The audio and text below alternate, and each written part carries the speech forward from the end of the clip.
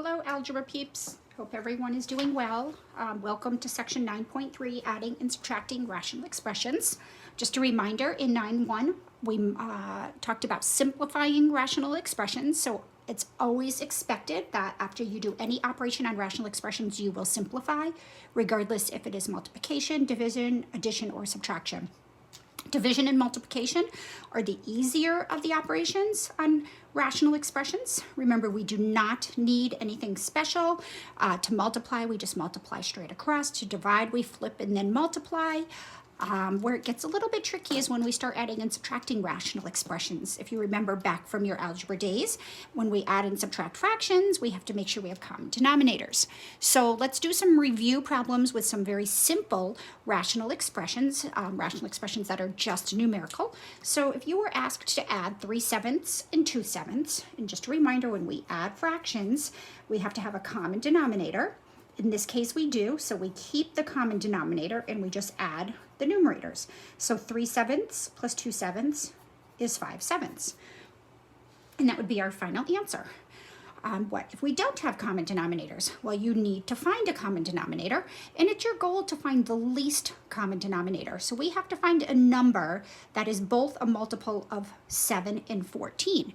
Now, you might quickly recognize here that 14 is a multiple of 7, but it's not the only possible common denominator. We could use 28, we could use 56. So there's lots of denominators we could use, but our goal is to use the least common denominator. So I'm just going to give you a little trick here, a thought process that will become helpful as we move on into more difficult problems.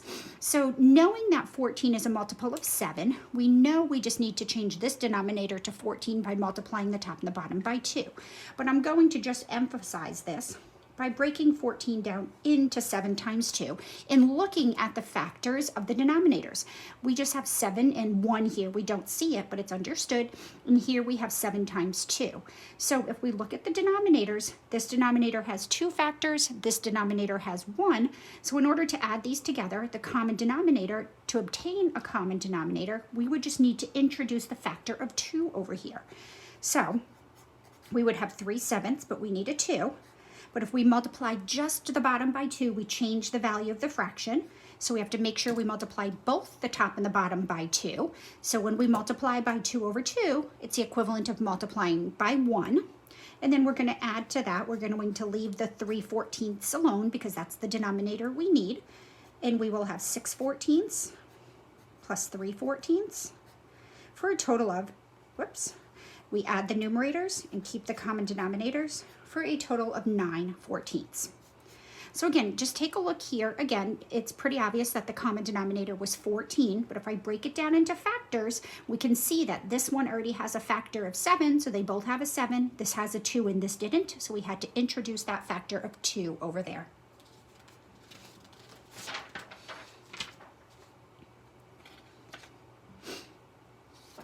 Let's do some subtracting.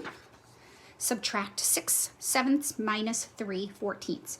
Well, in order to subtract fractions, you need common denominator, so 6/7 minus 3/14. Again, 14 is just 7 times 2. So this fraction's denominator has factors 7 and 2. This has just 7. So we have to introduce the factor of 2 into the denominator. And to keep the value of the fraction the same, we multiply the numerator by 2. So this will be 6 times 2 over 7 times 2 minus 3/14. So it will be 12/14 minus 3/14 for a total of, we got 9/14 again. Just a coincidence. I did change the problem. I just didn't expect that to be the same answer. Anyway, all right, so there we go. So when you're subtracting fractions, find the common denominator and then subtract the numerators and keep the common denominator.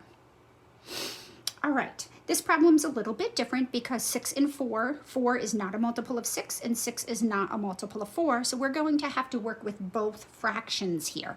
We're going to have to work with both denominators. You can start going through your head all the multiples of 4 to see which is also multiples of 6. So 8, 12, 16, 18, so forth. 8, 12, 16, 20, 24, so forth and so on. And then you have to decide from those numbers what are also multiples of 6. Now your goal is to find the least common multiple. So you might see that there are no, just by going through the multiples in your head, that 12 will be the least common denominator. But I want you to look at this process because this is going to help us with more difficult problems. I'm going to take each denominator and factor it down to its prime factorization. That's as far down as I can go. So 4 can be broken up into 2 times 2. 2 and 2 are prime, so we can't go any further. 6 can be broken up into 3 times 2.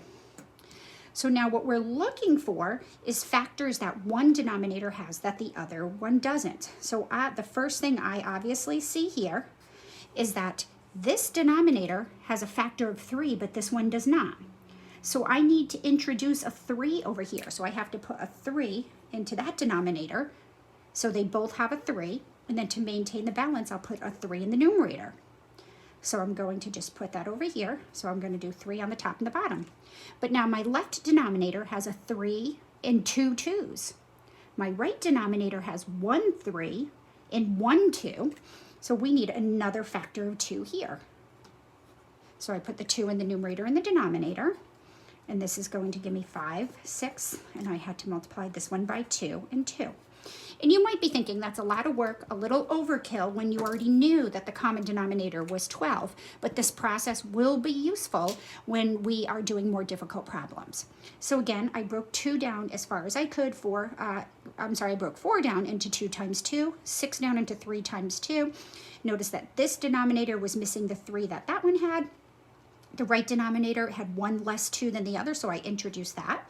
And then I get 9 twelfths plus 10 twelfths for a total of 19 twelfths. Now in this class and in ALEKS, we don't use mixed numbers, so don't call this 1 and 7 twelfths. If that's what your calculator gives you, you're using your calculator to do this addition, make sure you change it to 19 twelfths. If you're struggling with that, by all means, zoom in and we can go over it. All right? Let's keep going. All right, 11 thirtieths plus 5 18ths. Now here we're getting with much bigger numbers, and especially without a calculator, this would be very difficult to find a common denominator. Remember, a common denominator could always be the product of the two, but our goal is to find the least common denominator. So what I'm going to do is break down 30 and 18 as much as I can. So 30, you can pick any two numbers that you can multiply to get 30. I will do 5 times 6. And then 6 can be broken down further into 3 times 2. 3 times 2. And 5 is prime. So the prime factorization of 30 is 5 times 3 times 2. Now let's do the same thing with 18. 18, you can break down into 9 times 2. And if you did 6 times 3, you would get the same result in the end. 9 can be broken down into 3 times 3 times the 2 is prime, so we just bring that down. So now we're going to look and we're going to say, okay, what does one denominator have that the other one doesn't? So I look here and I see the left denominator has a 5, the right one doesn't. So I need to throw in a factor of 5 up top and 5 on the bottom. So we got rid of that. We got that guy taken care of. They both have 3's and they both have 2's. So now let's see what the left denominator is missing that the right one has. Well, we have the 5, we have the 3, and then the 2, but this one has 2 3's, so we need a factor of 3 over here. So without even using a calculator, we can see that the common denominator is going to be, let me write it out over here, 11 over 30 plus 5 over 18, and we introduced the common factor of 3 in the top and the bottom. And over here, we're going to introduce a 5. So the common denominator is 30 times 3, which is 90, and 18 times 5 is also 90. So this will be 33 over 90 plus 25 over 90 for a total of 58 over 90. All right, but that's not simplified, so we have to make sure that we simplify all answers. I see that they're both divisible by 2, so if I divide this by 2, I get 29 over 45, and that should be my final answer. And I'm just going to check it. So just a reminder on your calculator, feel free to check these on your calculator. 11 divided by 30 plus 5 divided by 18. And I do math, enter, enter, 29 over 45. So I'm confident with my answer. I'll throw it into Alex. But again, this is, you probably won't see too many problems like this. This is all heading towards an eventual process for more algebra problems involving variables. All right, let's try this guy. 7/24 minus 11 over 100. All right, I'm going to break these guys down. 24 is 8 times 3. And 8 can be broken down into 4 times 2 times 3. All right. Oh, and 4 can be broken down further. So this is actually 2 times 2 times 2 times 3. So you want to break it down until it's completely prime. We can't break it down any further. All right, 100. I'm going to do 50 times 2. And then I'll do 25 times 2 and bring down this 2. Oops, I'm kind of running out of room. I'll do it over here a little bit. This will be 5 times 5 times 2 times 2. So let me separate these so we don't squish them together. All right, so 24 can be broken down into 2 times 2 times 2 times 3. 100 can be broken down into 5 times 5 times 2 times 2. So if we break it down into as factored as it can possibly be, I can find the least common denominator very easily. So I'm going to write 7 over 24 here, minus 11 over 100 here. So what do we have? All right, so the right denominator has 3 2's. Nope, sorry, the left denominator. I can distinguish from left to right today, I swear. 3 2's. This only has 2 2's, so we need an extra 2 over here. Right? This left denominator has a 3. The right one does not have a 3. So we have to throw in the 2 and the 3. So 1, 2, 3, 4, 5, 6. We have 6 factors on the right. We only have 4 on the left. So what's missing are the 2 5's over here. So I'm going to throw in the 5 and the 5. I just ran out of room. So we have 2 5's, 2 5's, 3 2's, 3 2's, and 1 3. So we're going to multiply the left fraction by 25 on the top and the bottom, and the right fraction by 6. Now remember, these numbers in the end in the bottom are equivalent, so this is going to be 600 here, so I know that's 600. And 7 times 25 is 175, minus 66 over 600. Okay, so 175 minus 66 would be, what would that be? 9. 109. That looks good. All over 600. It's 109. It's not divisible by 3. I'm just going to check this here to save ourselves some time. 109 divided by 600. Math, enter, enter. It is as small as it's going to get. So let me just check my answer. 7 divided by 24 minus 11 divided by 100. And there we go. We get the right answer. And again, I know you can do this on your calculator. You might be saying, why are we doing this? We're doing it to emphasize a process that we're going to do with our algebra momentarily. All right, so let's keep moving. All right, here, remember the difference between arithmetic and algebra is variables. So now when we have rational expressions, we add and subtract rational expressions that involve variables with the same process when they are just numeric. In order to add or subtract fractions, we have to have common denominators. Here we have common denominators, so this is really super easy. 3 minus x all over 2x squared plus 3x plus 7 all over 2x squared. Well, this is nice. When we add fractions, they have a common denominator. We're just going to add the numerators. So we have 3 minus x plus 3x plus 7, and we keep the single common denominator, 2x squared. Now make sure you do all the simplifying. We have 2 x's, and 7 and 3 is 10, all over 2x squared. Now don't forget, 9.1 is really important. This is where you have to backpedal in your mind and go back to 9.1 and ask yourself, can I simplify this rational expression? So you have to ask or think about if there are common factors in the numerator and the denominator. So what we do is we factor completely.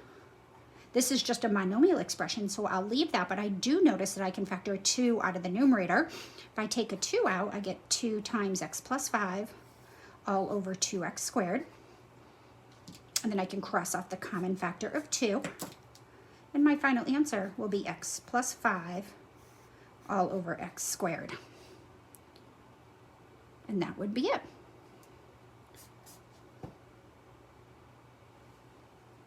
All right, so adding rational expressions, keep the common denominator, add the numerators. We do have to be careful. The process is as simple with subtracting rational expressions, but we do have to be really careful when we subtract one rational expression from another, and the one on the right has more than one term. You have to be really careful here. So 3 minus x over 2x squared minus 3x plus 7 all over 2x squared. All right, now we have to be really careful. We're going to keep the denominator 2x squared. We're going to always just take the right numerator. We can leave that guy alone. So that's just 3 minus x. But be really careful here because we are subtracting 3x minus 3x. But we are also subtracting. You have to subtract every term in the numerator. So if this is plus 7, we subtract a positive 7. That becomes minus 7. So be really, really careful here. This is where students make the most mistakes. They forget to subtract every term in the right numerator and they lose a sign there, and thus your answer will be different and incorrect. All right, so how many x's do I have? I have negative 4 x's, and then 3 minus 7 would be negative 4 all over 2x squared.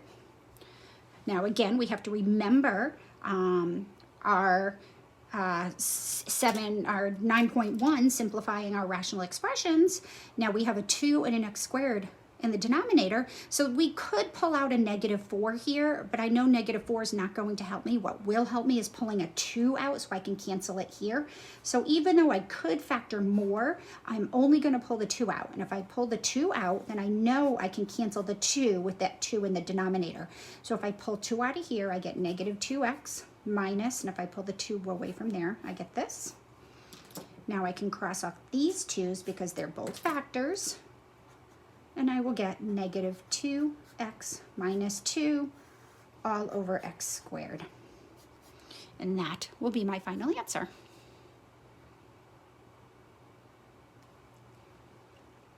All right, let's keep going.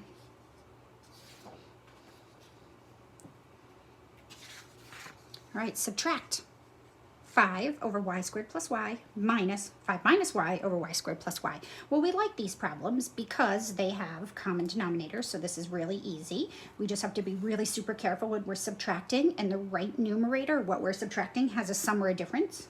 So y squared plus y minus 5 minus y over y squared plus y equals, all right, we keep the common denominator. When we add or subtract fractions, we keep the common denominator. Now we're going to subtract the numerator. It's going to be my left numerator 5. Be careful, we're going to subtract 5. And then we are subtracting a negative y. So subtracting a negative y becomes plus y. So again, be really careful here when you're subtracting fractions and the right numerator has a sum or a difference. Make sure you subtract every term so its signs will change. 5 minus 5 cancels out, and we just have y over y squared plus y. All right, this is not done. Now be careful. One of the biggest mistakes I see students make is they'll say, oh, y, and they'll cross these off. You may not do that. Y down here is a term. We have to turn y into a factor. So I have to factor the y out of the denominator in order to cancel it with the y in the numerator.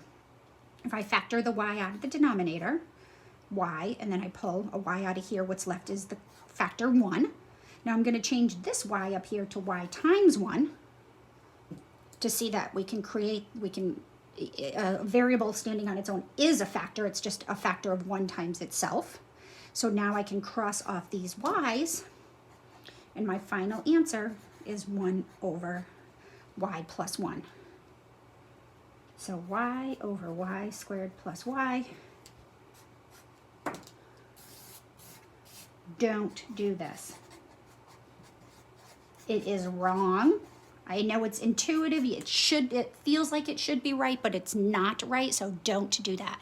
In order to cancel these y's, we have to turn this y, which is a term, into a factor by bringing it out front. So then the bottom becomes y times y plus 1 We cross off the common factor of y, and the final result will be 1 over y plus 1. All right, you're doing great. Let's keep going. Ooh, here we are. We're getting wild and crazy. Ready? Adding rational expressions with uncommon denominators. All right, so now here is that process that I suggested previously. How can we find a common denominator here? All right, you may look at this and be able to determine the common denominator just based on your ability, maybe previous classes that you took. All right, what I'm going to do is break down each denominator into its factors. And you, after time, you won't have to always do this. You won't have to actually write it all out with practice. So do you agree that x squared can be broken down to x times x? And 3x is just 3 times x. So now I ask myself, what does the right denominator have that the left one is missing?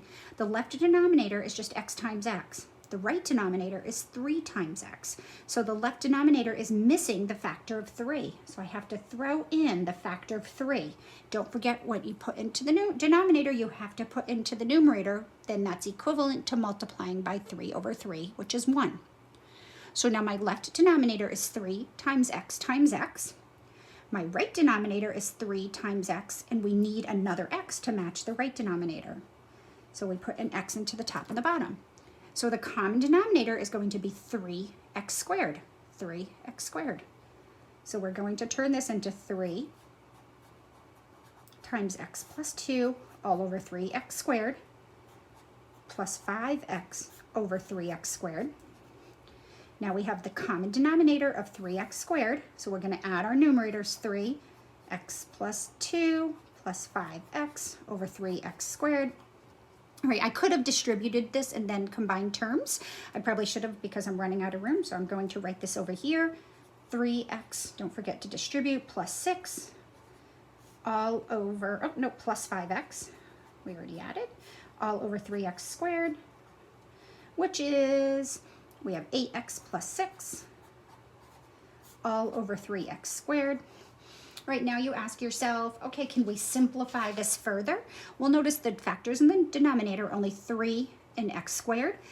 3 is not a factor of both terms in the numerator, so I can't pull a 3 out. So thinking ahead, can't pull a 3 out. I could pull a 2 out, but that's not going to help at all. So I'm going to just leave it like this. Factoring the numerator will not help. I can only pull a 2 out, which wouldn't cancel with anything in the denominator. All right. So let's move on. Let's take it up a notch. We have x plus 2 over x squared minus 16 plus 5 over x minus 4. So now remember, factors can be sums or differences.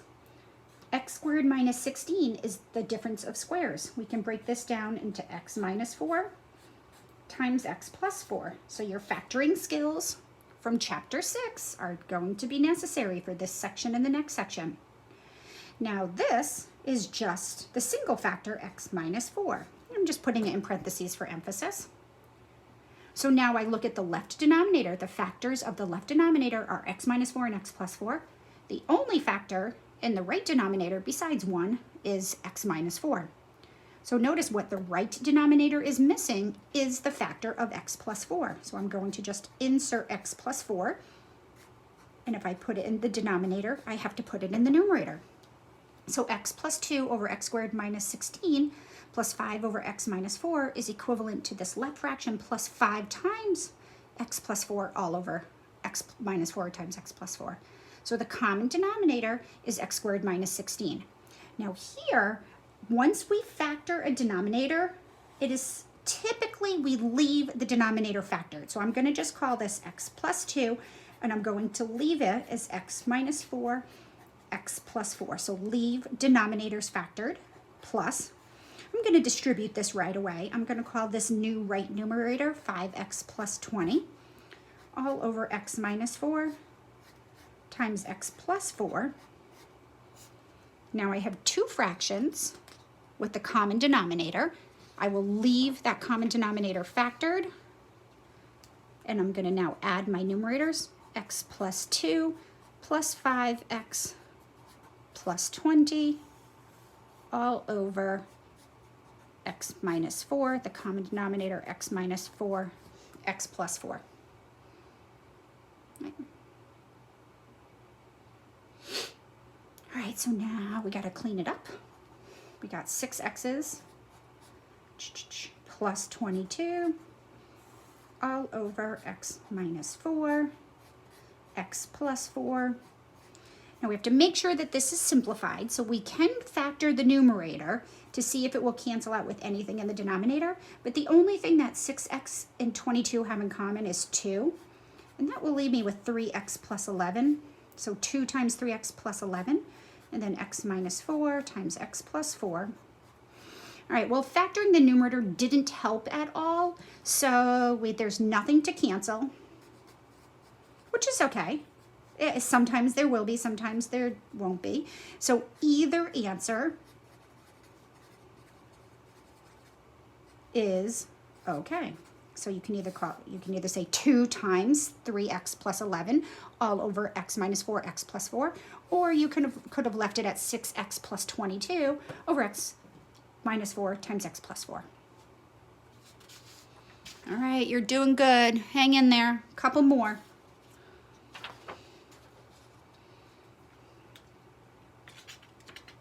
Remember, as you're going through these, if you have questions, please zoom in. Zoom is pretty cool if you haven't used it yet. All right, x over x squared minus x minus 2 minus 3 over x plus 1. So we are going to factor and then see what one denominator has that the other one doesn't. Now be careful, we have subtraction here, so be really careful when you see subtraction. All right, so I'm going to factor this denominator. This denominator factors, and the better you are at factoring, the easier this section will go for you. Two numbers whose product is -2 and whose sum is -1, so -2 plus 1. Oh, look at that. That will happen often. The only factor here is x plus 1. All right, so keep that in mind in this section. I want to say pretty much you can guarantee that the denominators will factor. Otherwise, the problems become very unkind, and at this point in the game, they're teaching you this process. So you shouldn't need the quadratic formula here or completing the square. You should be able to factor them nicely. All right, so going back to our problem, x minus 2 times x plus 1 is the left denominator.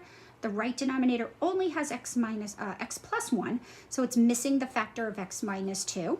And remember, multiplication commutes, so it doesn't matter if I put it to the left or the right of that factor. So we are going to have x over, and I'm going to leave my denominators factored. There's no point in distributing them back out because when we get our new numerator, we would have to refactor the denominator for simplification. So minus, I'm going to do x, I'll put it in the same order just because it's more visually pleasing. Now I'm going to write my new right numerator right here. Instead of doing 3 times x minus 2, I'll actually distribute. That will be 3x minus 6. So notice I didn't do the subtraction yet. I just rewrote 3 over x plus 1 as 3 times x minus 2, which is equivalent to 3x minus 6, all over the product of x plus 1 and x minus 2. Now here is where we want to be careful. So this is going to become one fraction with the common denominator x minus 2, x plus 1. It's my right numerator minus my left numerator. I'm struggling with my hands today. Don't forget, we're going to subtract everything from the right numerator. So minus 3x, and then be really careful here. It's minus -6x, so that becomes minus 6. Wow. Hopefully we're almost done. Yep, we are almost done because I'm getting a little loopy. All right, it'll be plus 6. So again, be really careful here because we're subtracting each term in the right numerator, so the signs will change. All right, so x minus 3x is -2x plus 6 all over x minus 2, x plus 1. Well, I'm going to factor out the 2 here because we would need just a regular x in order for this to cancel. So let's see, if I factor the -2 out, will that help me at all? Well, that will become x, and that will become minus 3. All right, so factoring the numerator did not help us at all. We don't get to cancel anything in the denominator. So both of these answers are perfectly acceptable. because factoring the negative 2 out, we got a factor of x minus something, but it would have to be x minus 2 on the top in order for us to cancel with the factor in the denominator. And it wasn't, but that's okay. Both are good answers. Both are acceptable. All right, so let's just do a couple more. Remember, the only way you get good at these is by practicing, and I would highly suggest you get really good at this section before you move on to the next section. Your skills in this section are relied on heavily for the next section. All right, so we have negative 5 all over x squared minus 3x minus 4 plus 8 all over x squared minus 16. All right, so let's factor negative 5. I'm going to change this to, let me see, like I said, these typically are going to factor nicely. What can I multiply to get negative 4, add to get 3? Negative 4 and 1, negative 3, yep. All right, and we're going to factor the right denominator, remembering the template for the difference of squares. This is x squared minus 4 squared, so x minus 4, x plus 4. All right, so I factor nicely. All right, now I'm going to look at the factors of the left denominator and say, what does the left denominator have that the right one is missing? Well, the left denominator has a factor of x plus 1. So the right denominator needs the factor of x plus 1. So now my right denominator has 3 factors. My left denominator has 2. So my left denominator is missing the x plus 4 because the right has an x plus 4 and the left doesn't. So my common denominator is x minus 4 times x plus 1 times x plus 4. Again, don't distribute denominators. Leave them factored. X minus 4. I'm going to put the x plus 4 second because we can rearrange the order in which we multiply. Right, and I'm going to just distribute in the numerator. So we do have to distribute in the numerator because we're going to add it to the other numerator and combine like terms. So my common denominator is x minus 4, x plus 4, x plus 1. My right numerator is going to be 8x plus 8. Distributed the 8. Now I add numerators, keeping my common denominator, x minus 4, x plus 4, and this is going to be x plus 1, all over negative 5x minus 20 plus 8x plus 8. Now you could have added these, we could have just looked across and added these and skipped this step. But I'm just making sure that we're all comfortable with what we're doing. We have 3 x's minus 12. My numerator, I combine like terms. My denominator, I have x minus 4, x plus 4, x plus 1. Now before we conclude we are done, factor in the numerator. You can even mentally factor it to see if it's going to make a difference or not. Notice 3x and 12 share a common factor of 3. So if I pull the 3 out, if I pull 3 out, I'm going to be left with x minus 4, which we have down here. So this time, by factoring the numerator, it is going to help us, and we will simplify. All right, so pull the 3 out of the numerator, and the remaining factor is x minus 4, which is a factor of the denominator. So this time, when we pull the 3 out, we can cancel the common factor of x minus 4. So my final answer will be just 3 in the numerator, x plus 4 times x plus 1. Leave the denominator's factor. Alex will accept this answer. Save yourself the hassle. Obviously, the less steps you make, there's less likely a chance for a mistake. So we're going to leave it like that. Now, in this case, this answer would not be acceptable. Alex would say, oh, you're almost done, but you need to simplify. So remember, if you have multiple terms in the numerator, factor and see if that's going to produce a factor that's also a factor in the denominator for which you can cancel. So my final answer will be 3 over x plus 4 times x plus 1. All right, so hopefully we're getting the hang of this. Again, the best way to get good at this is do lots of problems. I got a couple more for you. What's that one?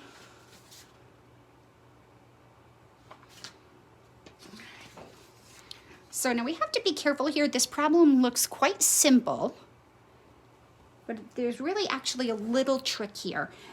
The denominator x minus 3 and the denominator 3 minus x are not the same. If you switch the order in which you subtract, you get a different result. Just think of something simple like if I do 4 minus 7 versus 7 minus 4. 4 minus 7 is negative 3, but 7 minus 4 is positive 3, which are different. So these denominators are not the same. But if you remember in the last section, we talked about the polynomials, or maybe in 9.1, we talked about the polynomials opposite property. If we want to change the order of subtraction, we can simply factor out a negative 1. So what I'm going to do is I'm going to rewrite. I like x's first, so this 3 minus x makes me a little unhappy. So I'm going to rewrite this as 2x over x minus 3 minus x over, I want to reverse the order in which I subtract. I can just factor the negative 1 out. So 3 minus x is equivalent to negative 1 times x minus 3. That's the polynomial's opposite property. If we distribute the negative 1, we'll see that we get this. Now the whole point in doing this, now this is set up perfectly. This left denominator is just x minus 3. This right denominator is negative 1 times x minus 3. So I can see that this denominator is just simply missing the factor negative 1. So from here, I'm going to do, and I'll just write it down here, so x minus 3, right? Minus x, and I just rewrote this. I switched the order of subtraction by factoring out a negative 1. So I just need a negative 1 over here. So I introduce the factor of negative 1 into the left fraction in the numerator and the denominator. I get negative 2x over negative 1 times x minus 3 minus x over negative 1 times x minus 3. Now we have a common denominator, negative 1 x minus 3, and my numerator would be negative 2x minus x, which is negative 3x all over negative 1 x minus 3. All right, now notice we can really rewrite this as negative 1 times 3x, and this is negative 1 times x minus 3. So we typically wouldn't leave this negative in the top and the bottom. So if you imagine factoring the negative 1 out of the numerator, then we can cancel it with the denominator, and we get the final answer, 3x over x minus 3.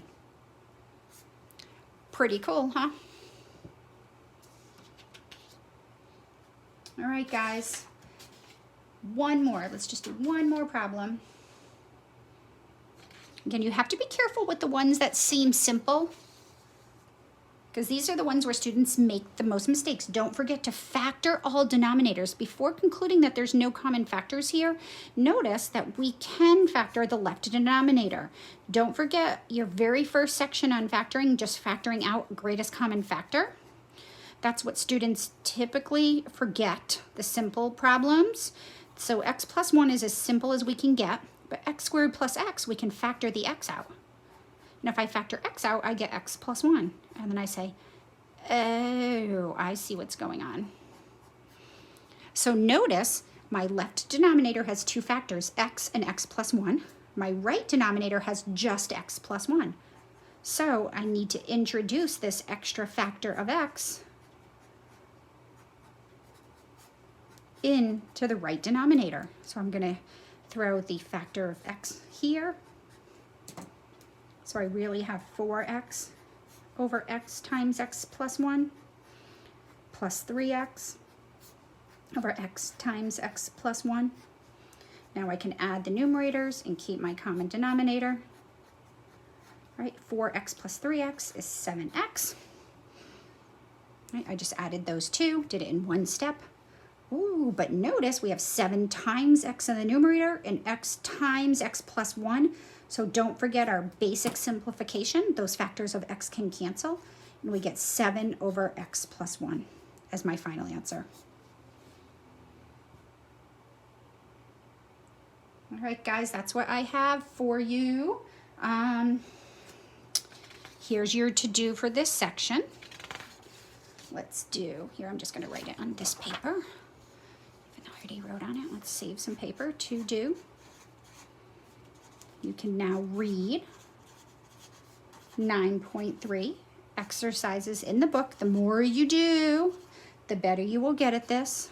If you're planning on taking Math 172 college algebra, your intermediate algebra skills are essential. So 1 to 35 odd, 47, 55, and 57. You can now do your ALEX. Let's see. Did I put it down here? You can now do your ALEX 9.1, 9.2, 9.3 topics. Right.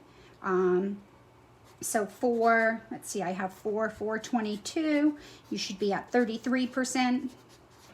For 429, you want to be at 66% or more, right? And then for the night before your test, 5-4, we are going to be at 100%. All right, everybody, have a wonderful day. See you in 9.6.